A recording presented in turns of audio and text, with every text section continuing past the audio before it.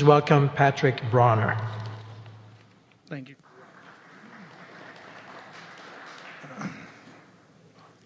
Thank you.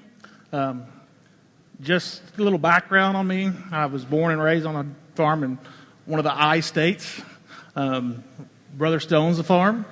I've been very lucky. I don't even call it a job, but what I get to do to make money is I get to travel to the U.S. and Canada, talk to growers on many different crops, and just have a discussion on the way we do things.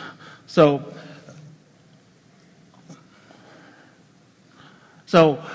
one thing that always has interested me in my career, I've been a grower, I've been an ag retailer, I've been just in the distribution business. Now I'm with a company that is in manufacturing, so I've been in every seat around the table.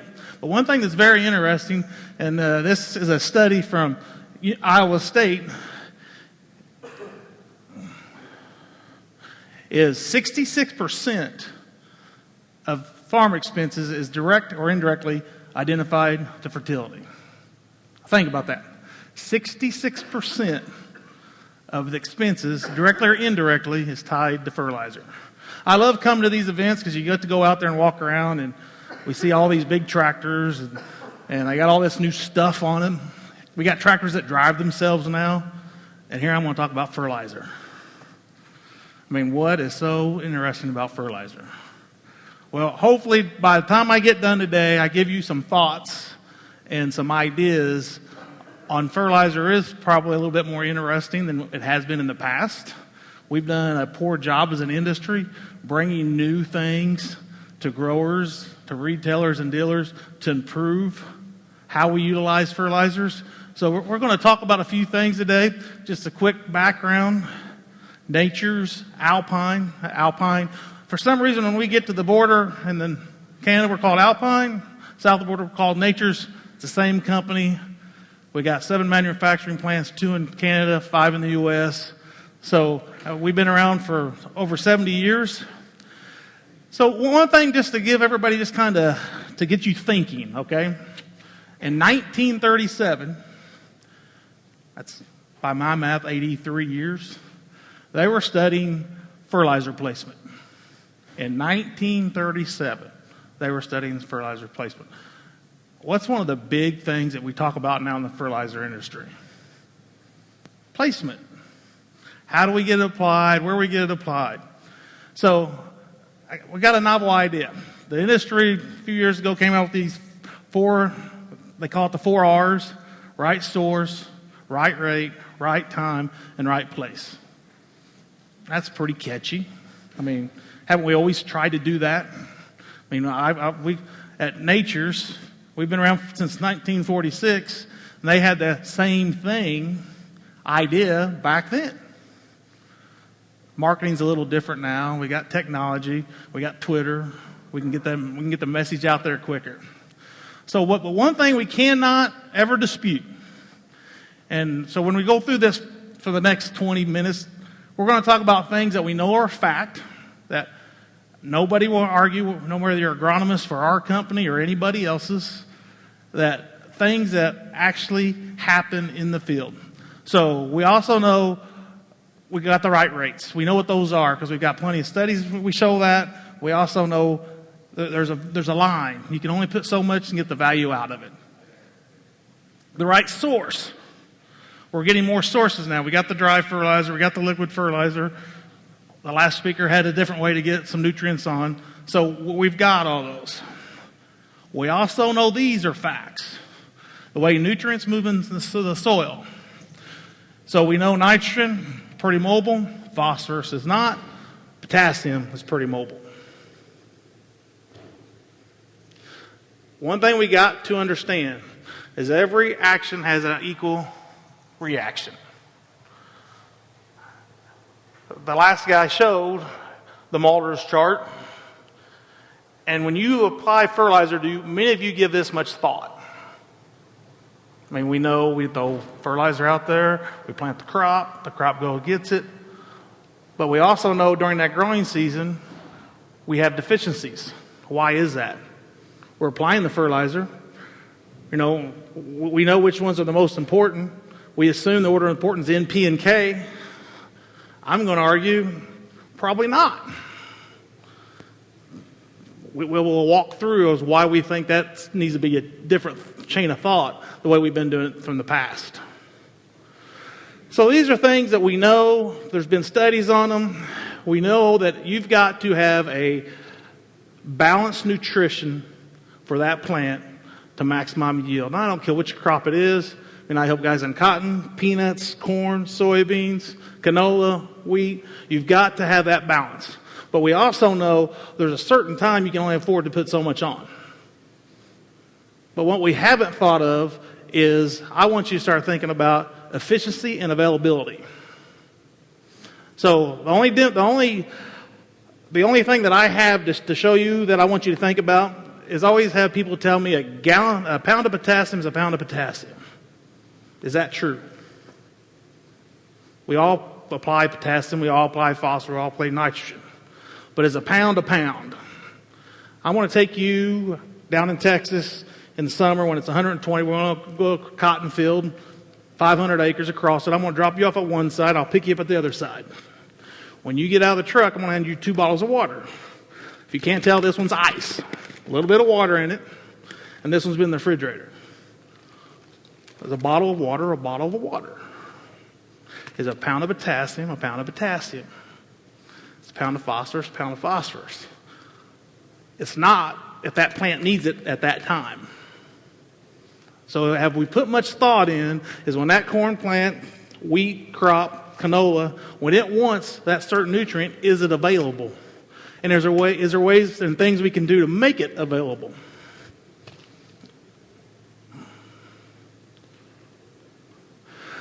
So the last speaker showed this too. We know for a fact, and nobody's going to argue this, there's been enough studies, what the yield goals are, what the uptakes are, what the removals are, and percent return to the soil back in your trash or fodder.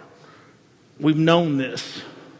We've had this for probably since 1937.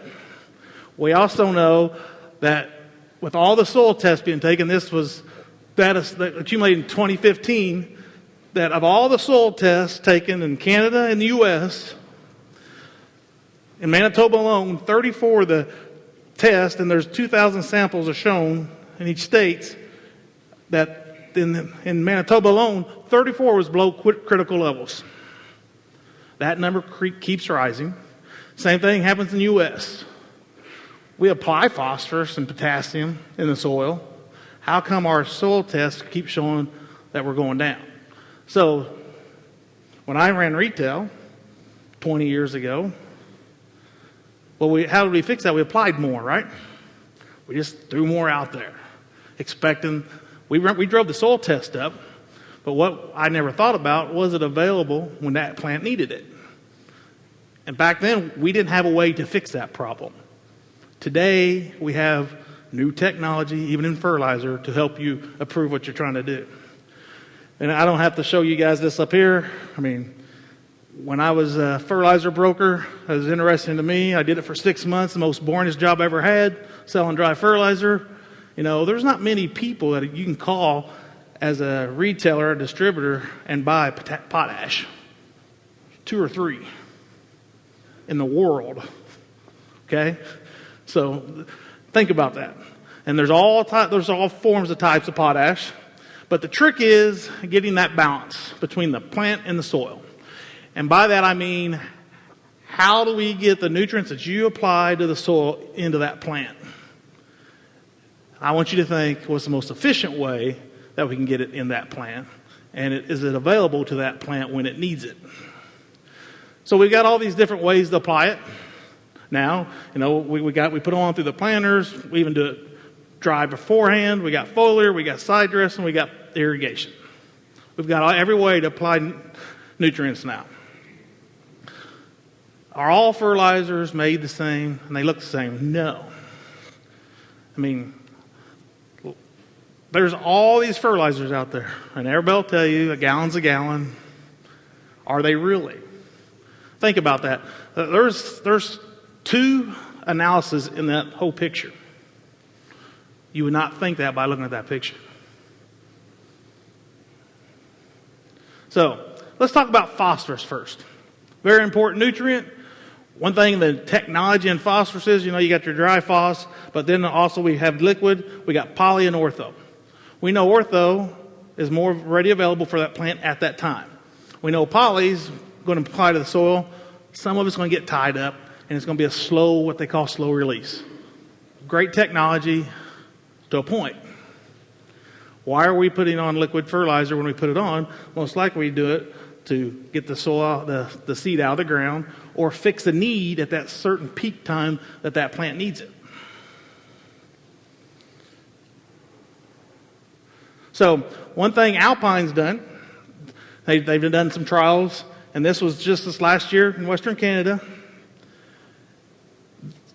Alpine G24 is a ortho poly, 70% ortho, and the rest is poly.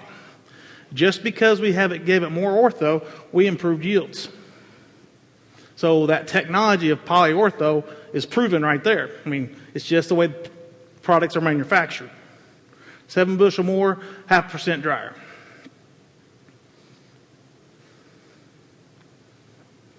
So the source does matter. Let's talk potassium. This is where I get excited about, because I've been doing this for a long time, and luckily I've worked for 2 companies in my life after I got out of farming, and each one of them was trying to fix the potassium problem. I got some great slides here later on to talk about potassium. But what does potassium do in a plant? One, it makes it healthier. One, it gives a greater stalk of, strength in the stalk.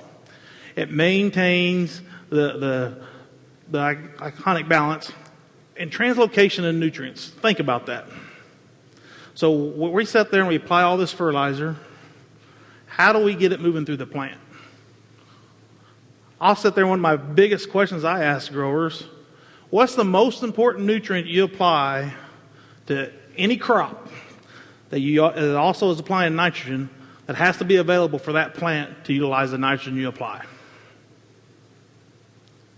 What nutrient is the most important that needs to be available for any crop to utilize the nitrogen when you apply it?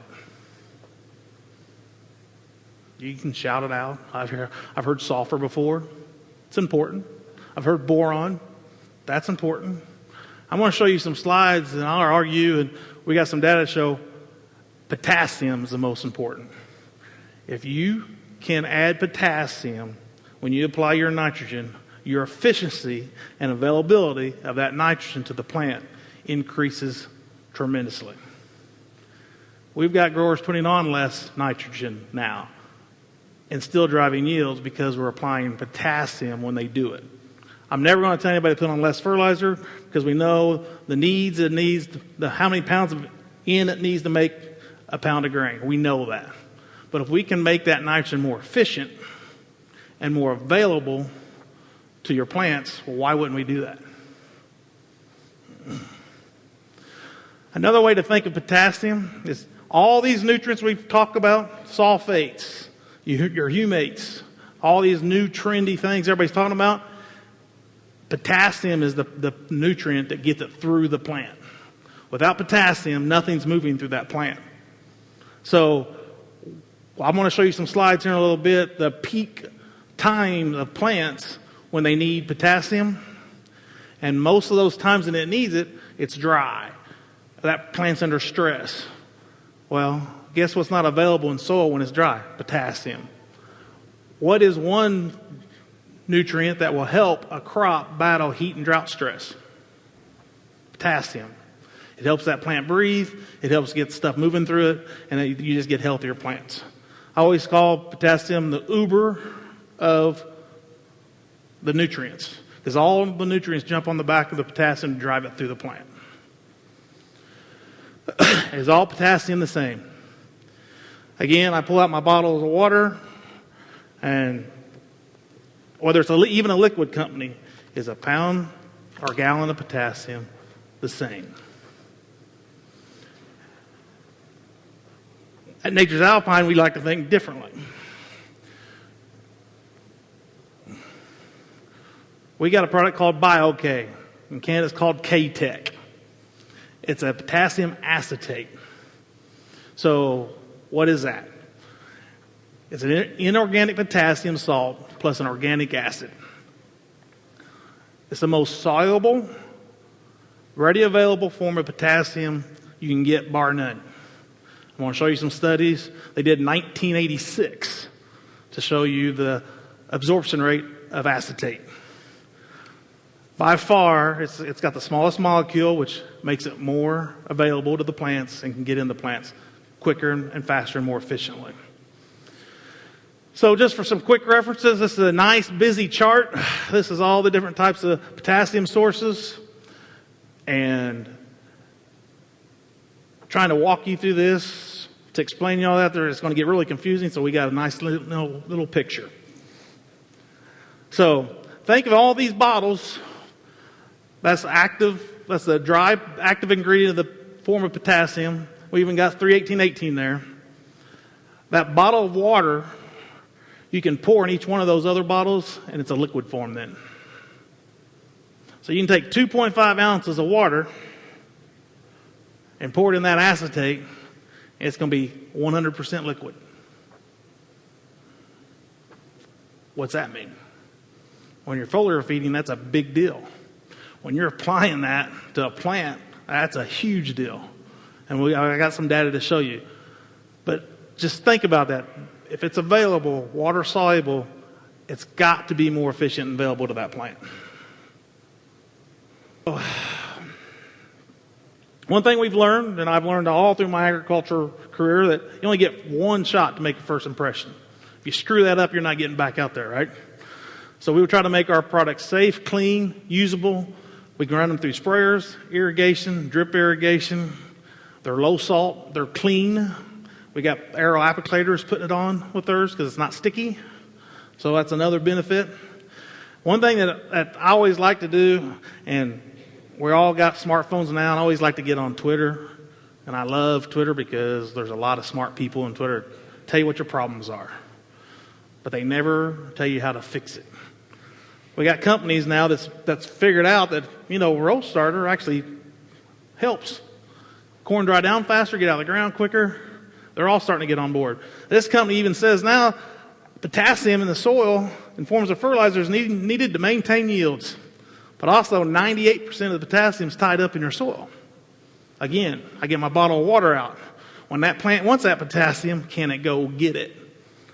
Is that potassium available when that plant needs it to do what it needs to do? So, acetate uptake on roots. That's the reason we put acetate in row starters is roots really like acetate. It's real easy for them to bring it in. It promotes that. We've got some studies here with Alpine that I'll show you here in a second. I thought that was yield data. But with our Alpine products, we can go transplant, under row, off row, over row, foliar, and fertigation. One thing that we have forgot to do as an industry, we have forgot about them last two and how to utilize them efficiently and effectively. Now, I'm not here to tell you that you can do all your fertility program through liquid fertilizer, foliar, or fertigation. I'd be crazy to tell you that. We've got some companies telling you that. You don't need dry fertilizer. Just put all liquid on. It's not economically feasible to do that. But we do know that you can apply it at certain times when the need to bridge that gap so that plant then can utilize that fertilizer that's tied up in the ground. I've heard some speakers, and I walked out in the hall today. Some will say soil test is great, but you don't need them. Some say tissue samples are great, you don't need those. You need to have a soil test so you can maintain that balance. I also think it's very smart to do a tissue sample so you know what your plant's using.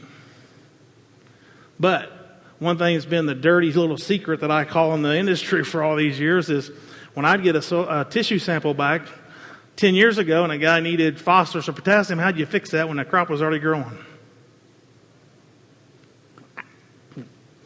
Well, we can go throw more dry on, hope it rains and washes in, and what's not tied up the plant gets. Now, is that very smart? We've been doing it. I mean, I was guilty of it 20 years ago. We didn't have a good way to fix it. Now we do.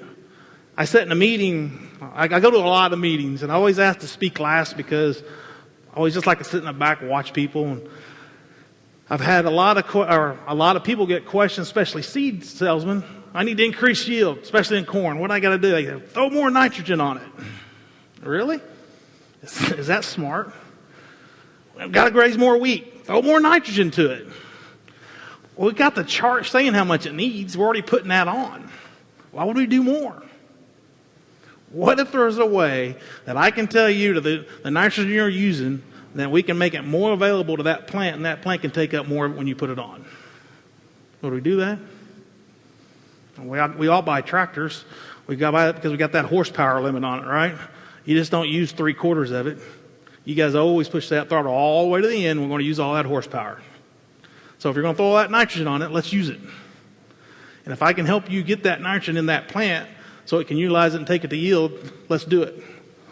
So we're not going to argue this. Well, we've already showed that. So this is a study we've done in Ontario. This is Alpine G24. This is just an in furrow. Got 210 bushel. Alpine G241. All that we changed in that row starter, we added potassium acetate, KTEC. Increased to 3 bushel. Same analysis. Why did we increase yield? Because that KTEC, the Bio-K, potassium acetate, drove the phosphorus, got it in the plant more efficiently. 5 minutes, you're going to speed me up. So what all that did was all we got was more product into that plant. We increased yields. Same thing in the U.S. 4-13-17, big row starter down there. Our Nature's Impulse triple option, same analysis. The only difference is on our potassium side, we're using Bio-K, KTEC. We're driving the yields, 3 bushel. All we're doing is getting more of that phosphorus. This is jumping on that potassium, getting into that smart plant. So let's get to the good stuff before I get cut out of here. So this is just a cross section of a wheat plant. You can see how the walls of the stalk.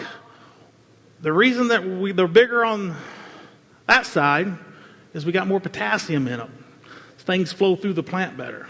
I don't care which crop it is, corn, cotton, whatever it is, when you can add potassium to it, you're going to get more of your stuff flowing through it. So I've already talked about the levels. We know that when you can apply potassium at these certain levels, when it's highly needed, why not do it? I got news for you all. All that dry fertilizer we put out there, and I know they're going to say you got plenty there. All these little plants don't have that soil test kit, breaking that soil down, pulling out the amount of potassium and phosphorus it needs at that time. It don't happen that way.